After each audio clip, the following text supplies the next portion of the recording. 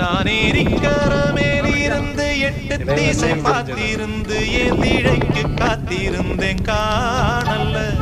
மணி 7 8 ஆன பின்னும் ஊரடங்கி போன பின்னும் சோறு தண்ணி வேணும்னு தோணல்ல.